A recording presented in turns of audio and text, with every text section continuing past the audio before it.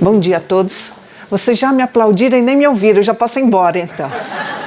Nem sabem o que eu vou falar, nem sabem se vão gostar. Ok, vamos falar sobre um tema extremamente genético, que ainda não dá para fugir. Envelhecimento, que toca a todos nós. Tá bem? Olá, Antônio, você está acenando para mim? Não, não está acenando para mim. Não era para mim. Então, esse tema, sem dúvida, acaba sendo um tema de alguma forma polêmico, mas de alguma forma envelhecimento. Envelhecimento é um processo contínuo, não é? A gente vai envelhecendo a cada dia. Não. A gente vai envelhecendo a cada hora. Não. A cada minuto. A cada segundo. Nós vamos ver que a cada momento que uma célula se divide, nós estamos envelhecendo. E isso está ocorrendo agora mesmo. Tá bem? Então, nós deitamos de um jeito, acordamos de outro. Apesar da gente olhar no espelho e gostar daquilo que vê, nós somos diferentes de ontem. Gostando ou não gostando. Por isso, o envelhecimento é um processo contínuo, gradual, de alterações naturais.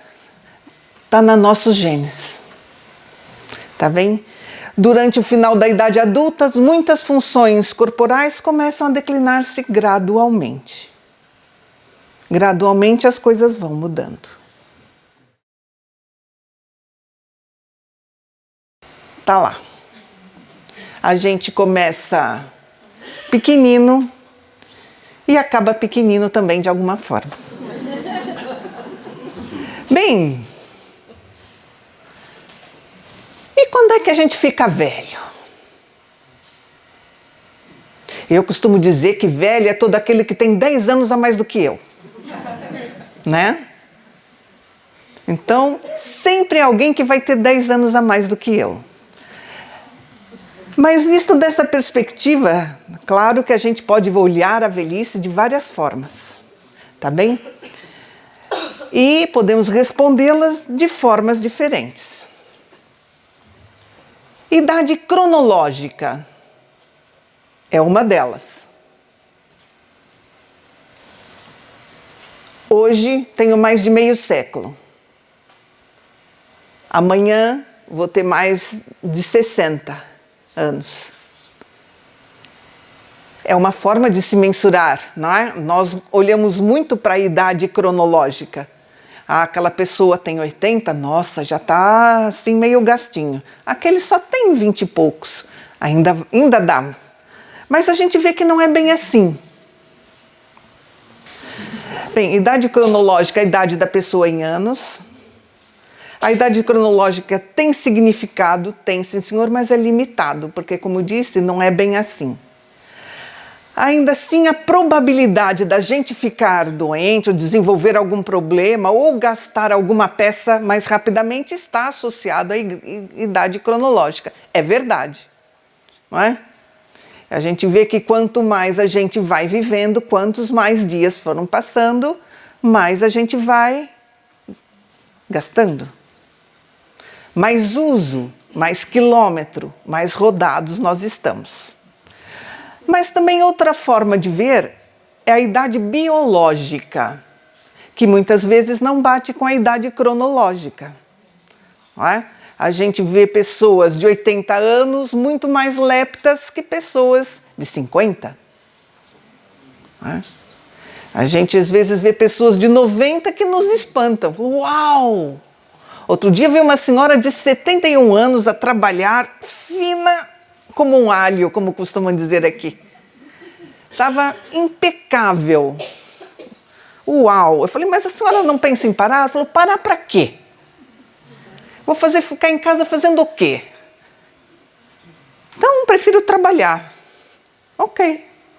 E estava ótima, não é? A verdade é que ela trabalha tem um trabalho mais administrativo, é muito diferente, não é? De quem tem trabalhos mais pesados.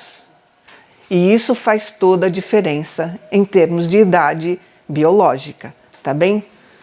Essas alterações, como a gente vai ver na idade biológica, vão contar muito. Tá bem? Essas mudanças, pelo fato de essas mudanças afetam algumas pessoas antes do que outras. E nós sabemos que existem vários fatores que fazem com que isto assim aconteça. Posso levantar um pouco, Carol?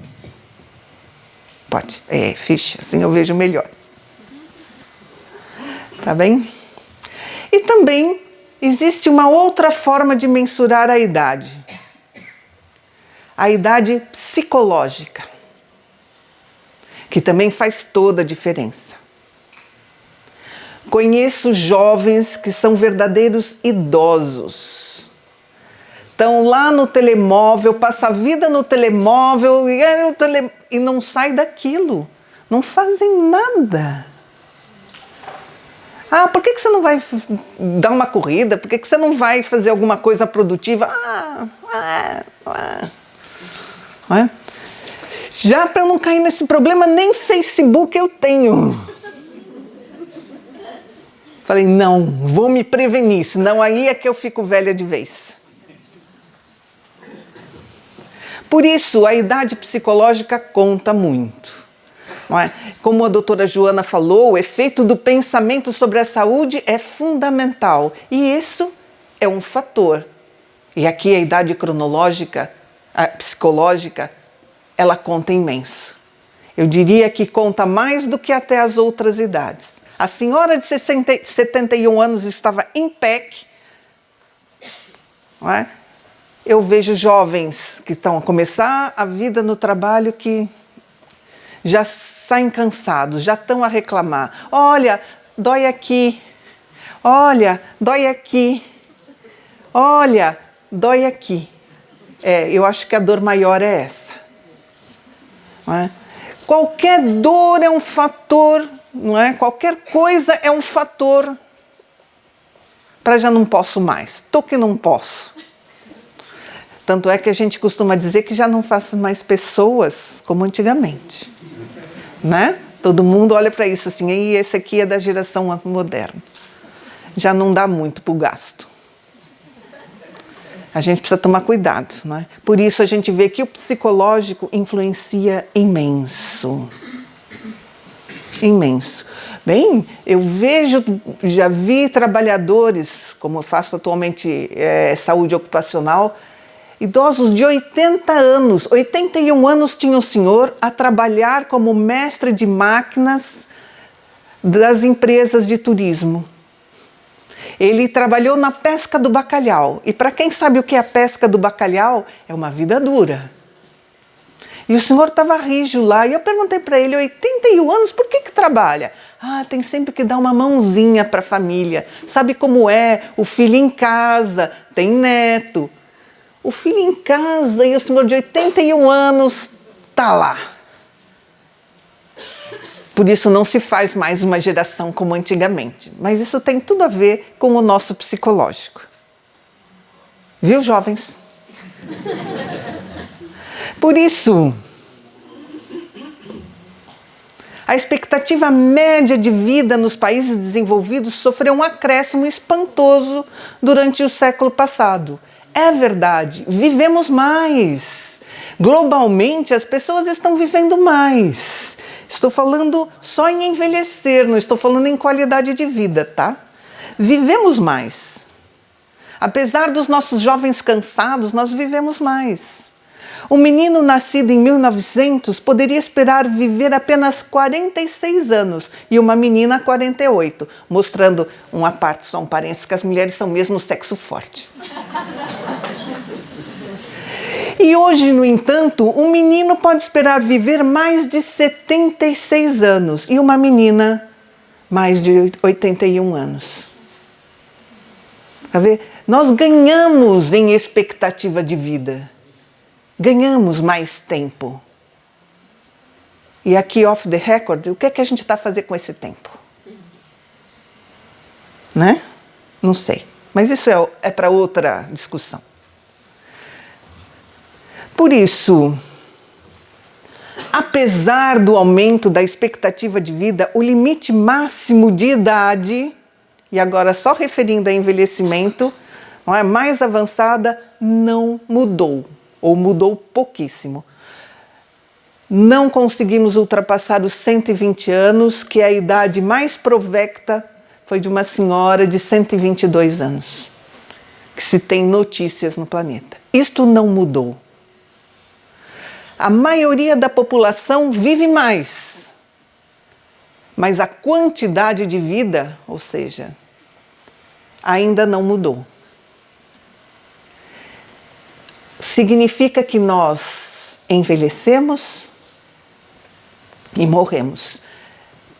Tendemos à desagregação, à desorganização, ao caos, como diz a física. O nosso corpo, a mesma coisa. A nossa matéria, a mesma coisa.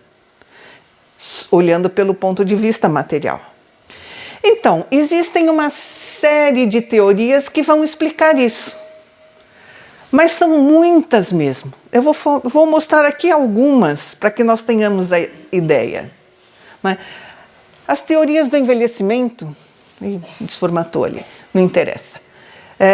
Nós temos, basicamente, podemos dividi-la em 3. Biológicas, psicológicas e sociais.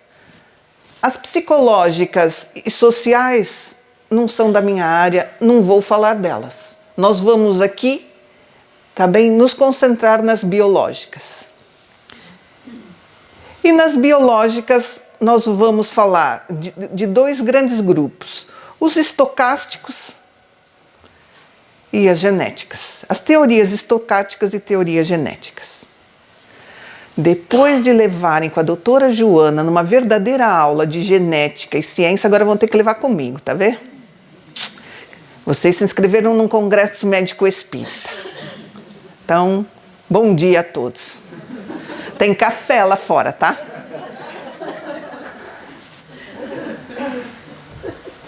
Por isso, teorias estocásticas. Estocásticas, digamos assim, são teorias aleatórias, ou seja, aleatórias, que falam sobre coisas aleatórias, problemas aleatórios que possam ocorrer. Os radicais livres que vão se formando ao longo da vida, isso aleatoriamente não dá para prever, tá bem?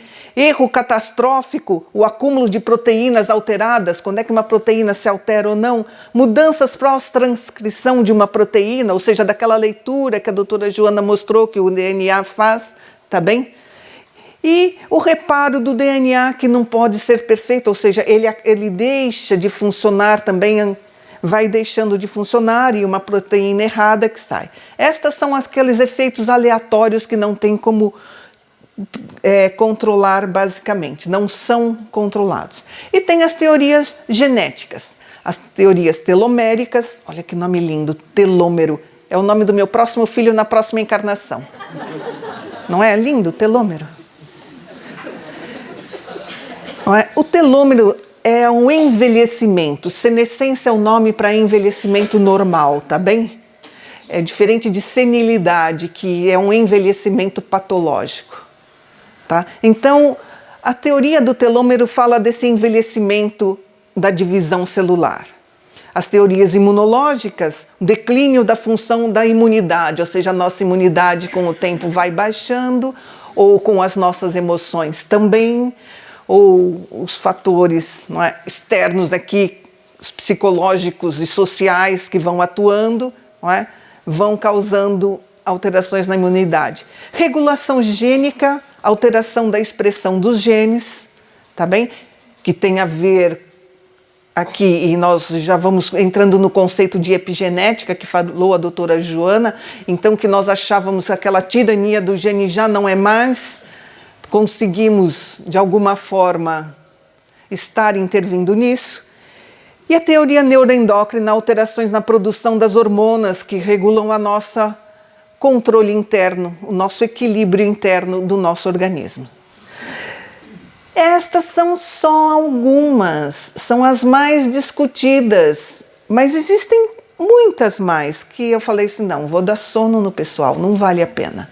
Por isso, quando a gente tem muita teoria, é porque a gente não sabe nada ainda.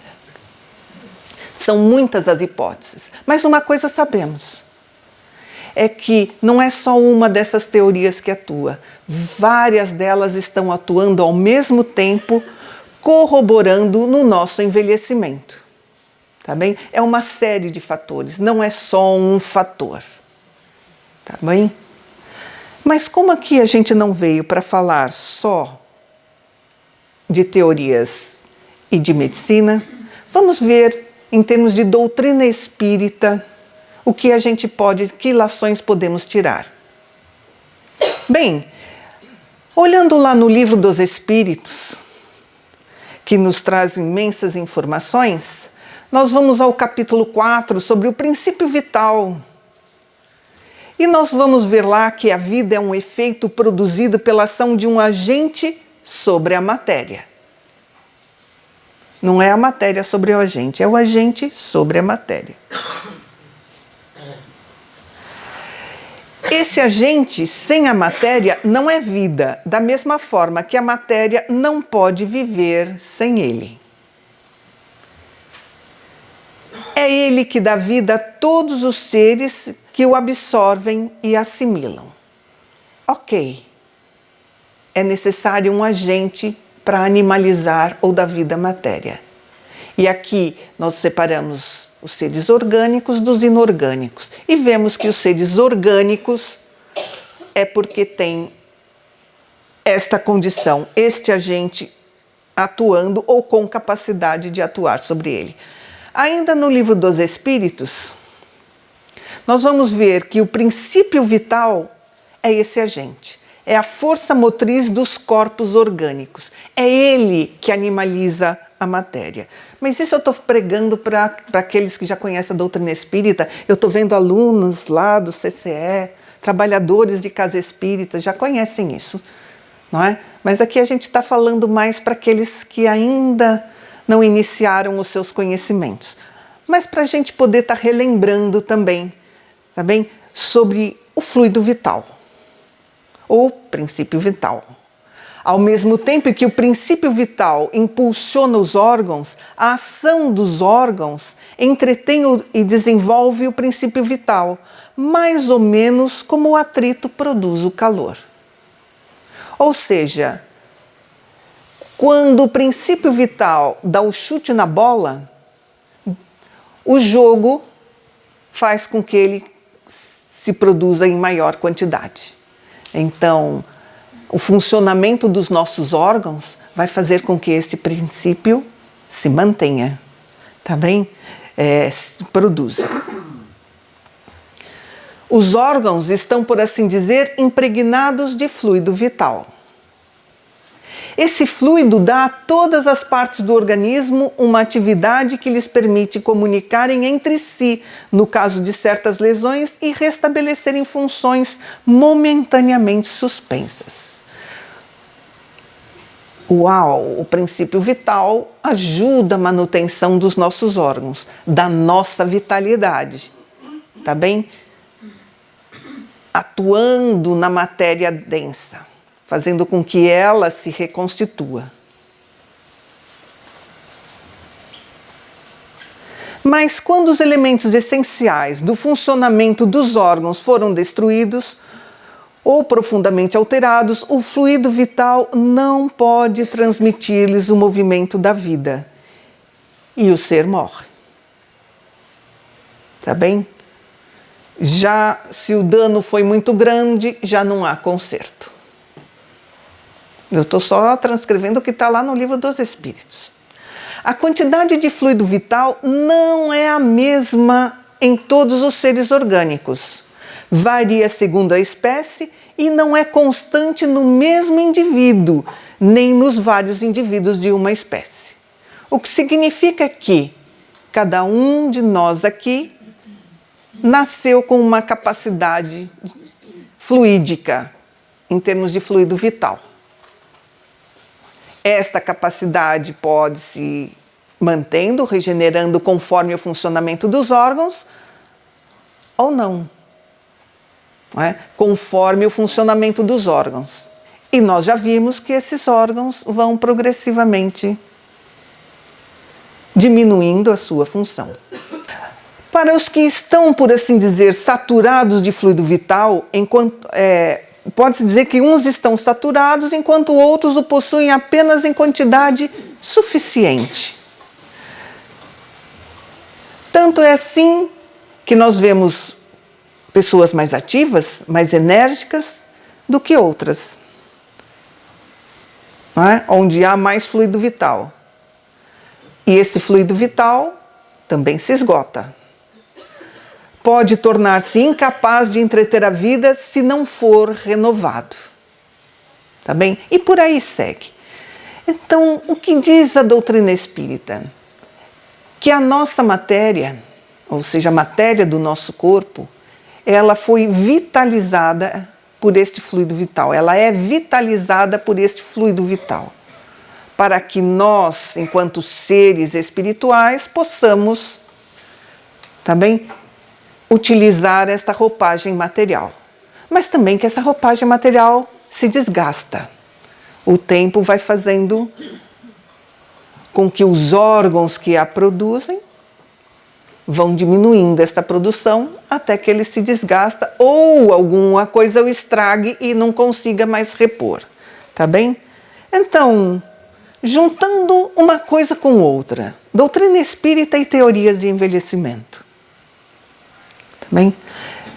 Vamos olhar mais de perto as teorias do envelhecimento, mas em particular vamos pegar um aspecto da teoria telomérica. É o telômero, eu gostei desse nome. Mas o que é um telômero, esse nome tão bonito? Além de ser o meu próximo filho na próxima encarnação, os telômeros são estruturas que formam as extremidades dos cromossomos. Tá vendo? Aquelas coisinhas que a doutora Joana mostrou, constituídas por proteínas e DNA. Ácido desoxirribonucleico. Não. Não. É só para ver se vocês estavam acordados. Tem como principal função manter a estabilidade estrutural do cromossomo.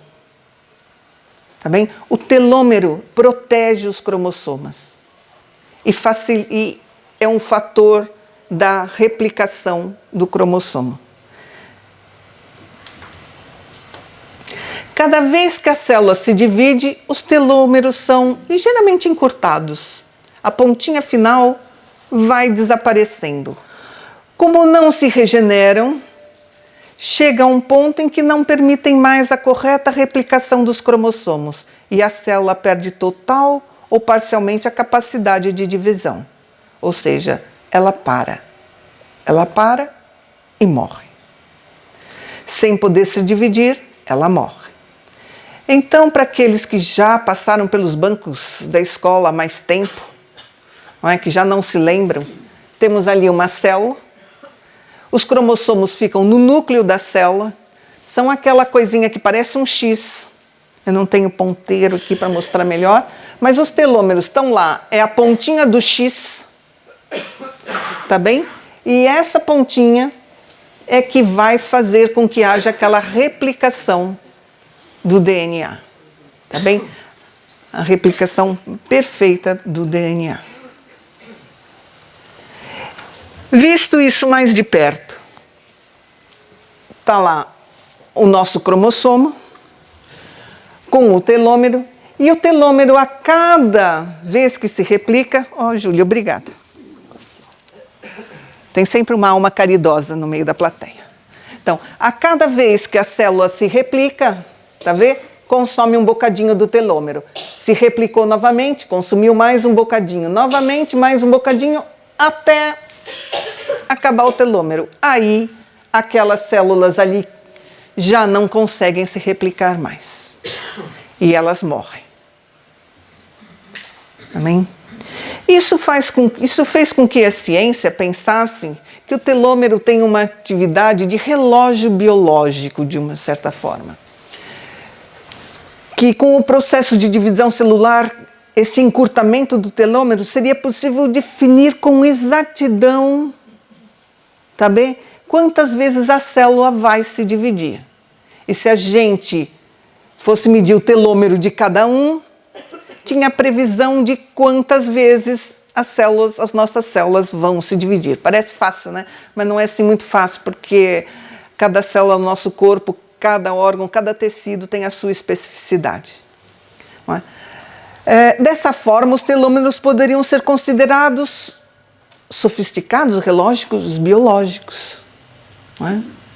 Poderiam nos mostrar que quanto tempo ainda falta para as nossas células deixarem de se dividir. E quando elas deixam de se dividir, morrem. Até quando o nosso corpo físico vai. Não é? Se a gente for olhar culturas de célula, tá bem?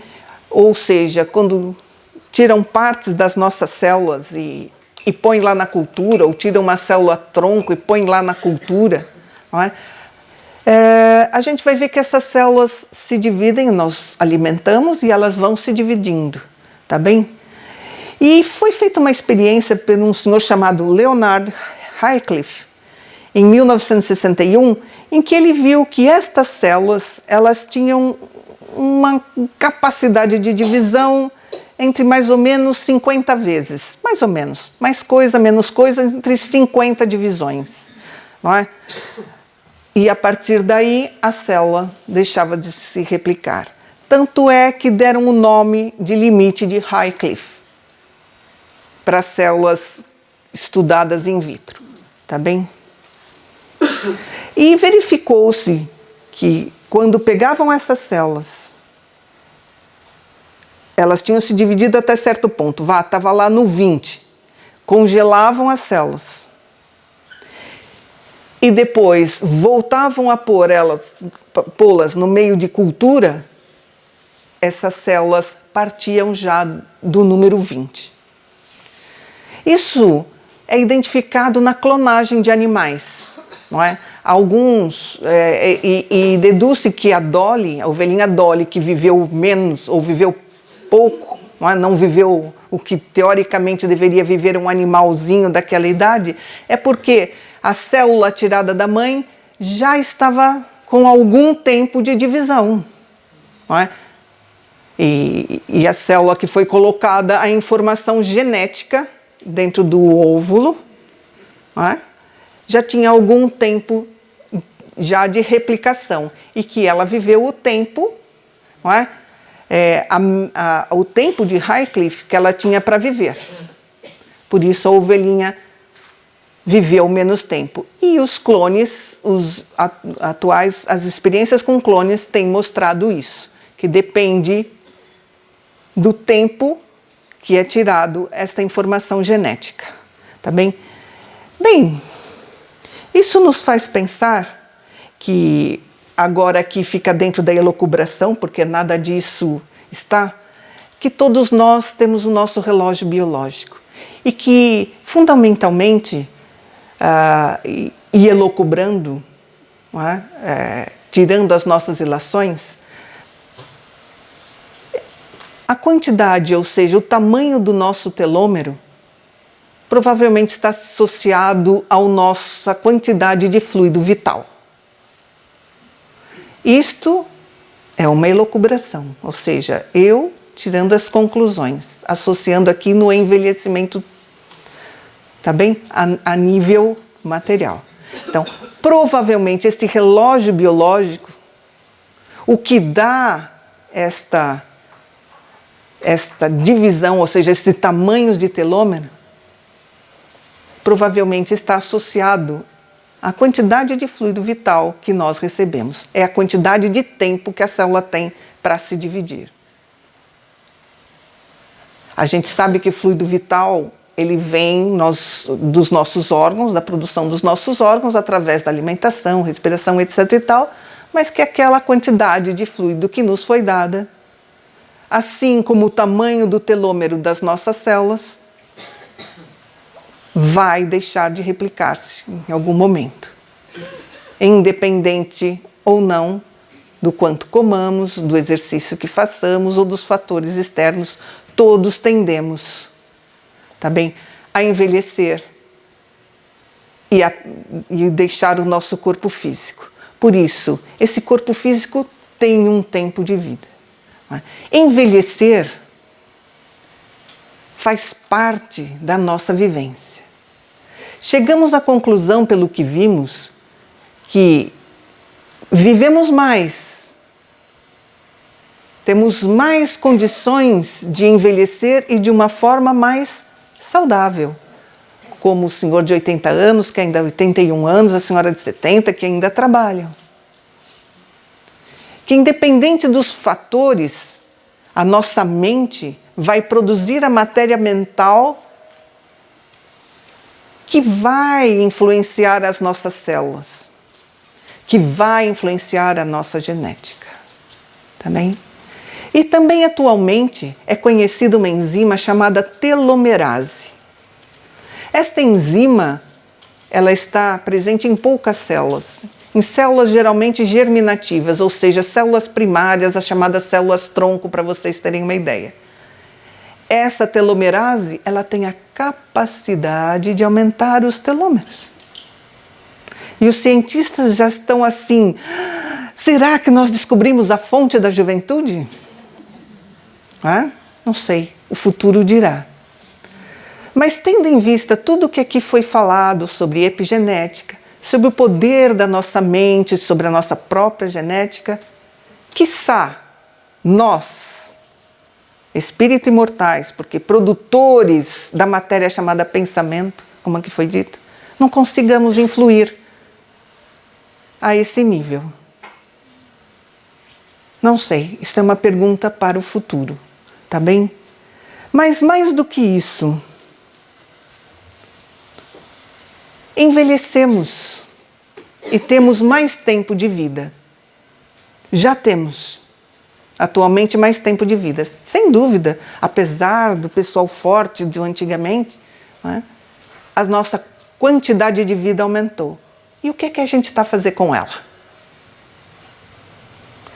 Sentamos numa cadeira e dizemos assim, ai, estou tão velhinha, já estou tão cansada, já não presto mais? Ei, somos espíritos imortais. O espírito não tem idade. É o seu veículo físico que tem esta idade. Por que que eu não posso recomeçar hoje e fazer um futuro melhor? Por que que eu estou cansado aqui? Já fiz muito. Já trabalhei demais. Né? Para que é que a tecnologia, que o conhecimento nos está oferecendo mais tempo de vida? Já se perguntaram? É para eu ficar sentadinha me queixando?